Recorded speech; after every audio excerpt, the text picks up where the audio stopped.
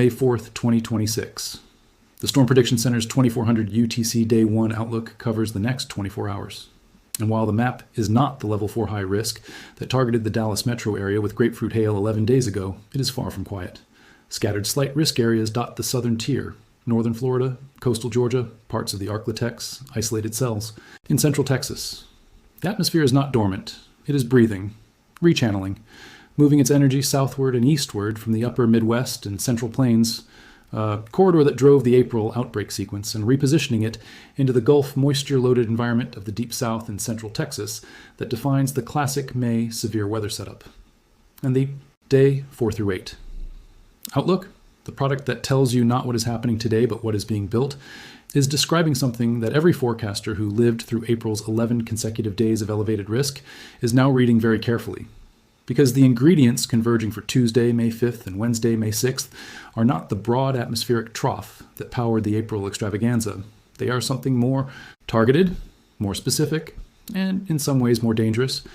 A supercell favorable environment in the classic Southern Plains corridor, with 60 to 70 degree Fahrenheit dew points already in place in the Arklatex, supercell wind profiles evident in forecast soundings, and a surface low developing over the southern plains that will deepen through Tuesday evening as a low-level jet increases.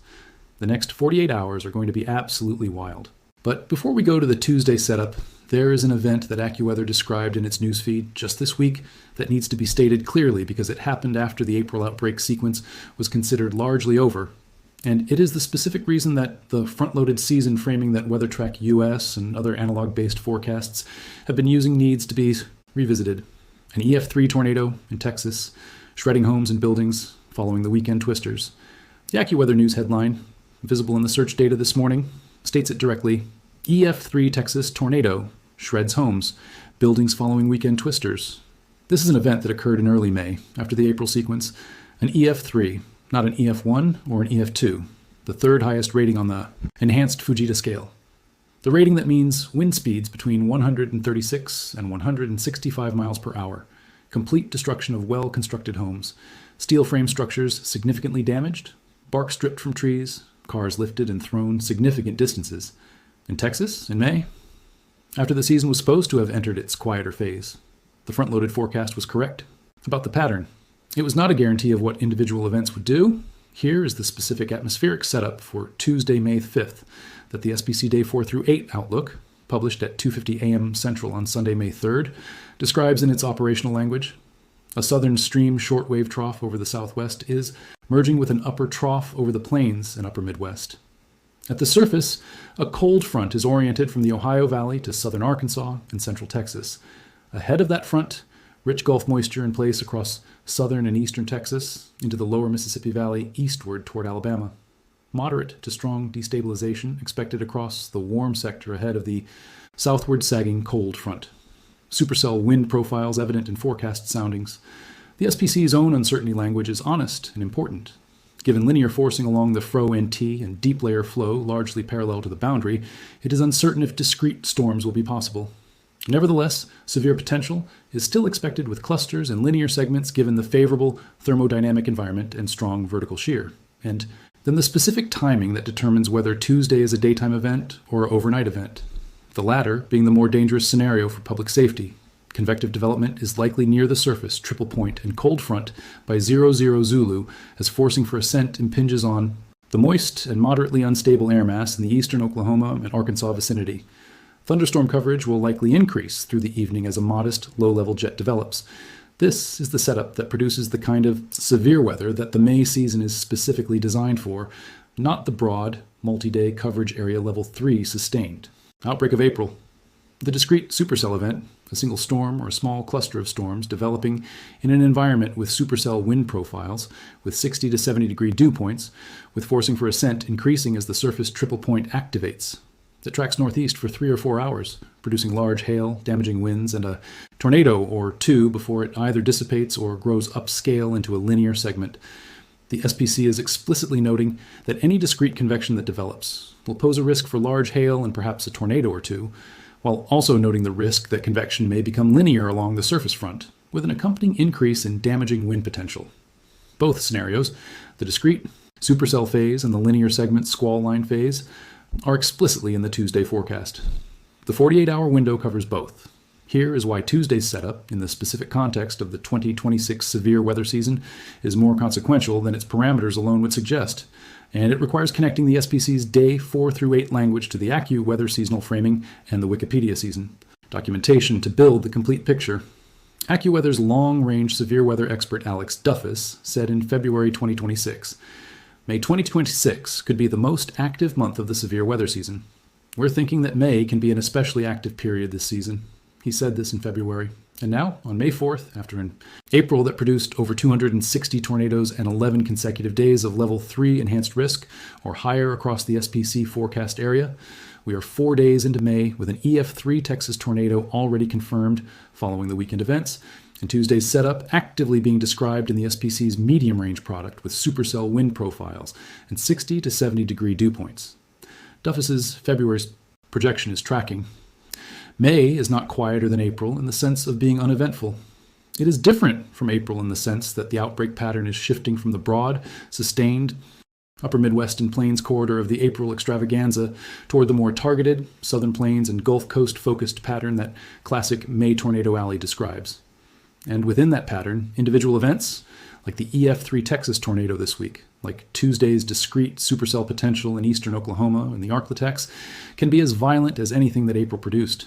The NWS Chicago's documentation of the season through April 19th, published in their very active Start to 2026 Severe Weather Season Analysis, gives a specific baseline for understanding how extraordinary this year has been. The Storm Prediction Center outlooked at least part of the NWS Chicago forecast area for severe weather on 15 days through April 19th. The typical expectation for the entire period from January through April is 4 to 8 days, 15. More than double the maximum of the normal range, with a full third of April still remaining after the April 19th publication date. The NWS Chicago office documented 128 severe thunderstorm and tornado warnings issued through April 19th, described as a record high number through that date. 20 tornadoes in the NWS Chicago forecast area alone. These are not just numbers for the statistical record. They are the baseline against which Tuesday's setup is arriving. A community of emergency managers, first responders, NWS forecasters, and 12 million metropolitan area residents who have been living in an active, severe weather pattern continuously since the first week of March. Alert fatigue is real. Preparation fatigue is real. The tendency to treat the 10th warning as less urgent than the first is real. And Tuesday's setup is arriving into exactly that human environment. Here is what makes Tuesday's 48-hour window genuinely wild in the specific way that the title of this broadcast describes. Not just the atmospheric parameters, which are significant but not record-setting, but the combinatorial risk of simultaneous, severe weather events across a wide geographic area that is simultaneously recovering from the previous event and now being asked to face the next one. AccuWeather's May Severe Weather News feed this week describes conditions in motion. Severe weather on the move into southern eastern U.S. through midweek. Southern and eastern through midweek, that is Tuesday through Wednesday. The southern tier of states, Georgia, Florida, Alabama, Mississippi, Louisiana, is simultaneously dealing with the wildfire aftermath from the active fire weather pattern that produced deadly fires in Georgia and Florida during the April outbreak week. Rain is expected to douse southern U.S. wildfire risk this weekend, which is good news for fire suppression, but the same atmospheric moisture that douses fires also fuels thunderstorms. And the corridor from eastern Oklahoma through the Arklatex, through the lower Mississippi Valley that Tuesday's setup targets is the same corridor that has received repeated rounds of heavy precipitation over the past 2 weeks. Saturated soils, elevated river levels, flash flood risk that is specifically elevated when any additional rainfall falls faster than the already saturated ground can absorb. The SPC's Day 2 Outlook, published at 12:50 a.m. Central Monday morning and covering Tuesday's period, will sharpen the risk areas for Tuesday afternoon and evening. This is the document to watch. If the Day 2 Outlook upgrades the corridor from eastern Oklahoma through the Arklatex to enhanced, risk level 3. The probability of at least some organized severe weather, including supercells capable of producing significant tornadoes, rises meaningfully above the Day 4 through 8 baseline. If the Day 2 Outlook shows a moderate risk, level 4, for any portion of the corridor, the season's active character is fully confirmed for May's opening chapter. And if the Day 2 Outlook keeps the areas at slight risk despite the favorable instability and wind shear environment, reflecting the uncertainty about whether discrete supercell mode versus linear mode will dominate, Then the wildness of the next 48 hours will be concentrated in the structural uncertainty itself. The atmosphere fully capable of severe weather, the question being where and how organized. Here's the practical guidance for everyone in the corridor: Eastern Texas, Oklahoma, Arkansas, Louisiana, and Western Mississippi for the next 48 hours. Monday is the preparation day. Watch the Day 2 SPC Outlook when it posts Monday morning. If your area is in an enhanced risk or higher, treat Monday as the day to review your shelter plan, charge your devices, and ensure that you know how to receive warnings through the night, because the low-level jet that is expected to increase Tuesday evening means the most active period for severe weather may be Tuesday night rather than Tuesday afternoon. Night tornadoes are the most dangerous tornadoes, not because they are physically stronger, but because they are harder to detect visually, harder to warn for with enough lead time, and more likely to find people in unprotected sleeping positions when they arrive. The average warning lead time for a tornado is 13 minutes from issuance to impact.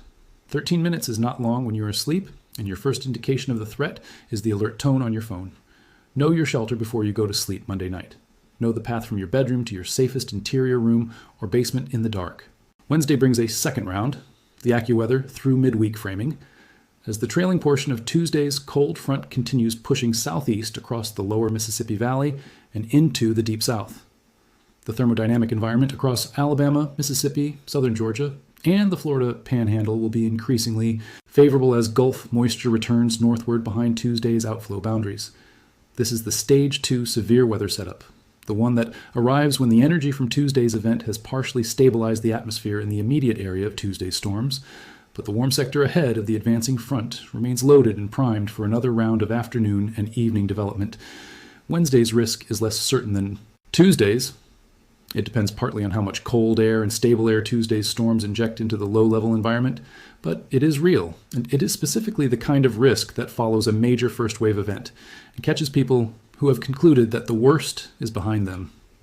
The next 48 hours will be absolutely wild, not because the atmosphere is producing parameters that have never been seen before, not because the models are showing a once-in-a-generation atmospheric alignment, but because this specific combination, a front-loaded April season that produced over 260 tornadoes and an EF4 in Enid and an EF3 in Texas in early May, followed by a Tuesday through Wednesday setup with supercell wind profiles and 60 to 70 degree dew points and a surface low developing over the southern plains, is exactly the May pattern that AccuWeather's Alex Duffus said in February was coming. The forecast was right, the pattern is here. Tuesday is the opening act of May's most active severe weather chapter, and the next 48 hours are going to be exactly as wild as the season said they would be.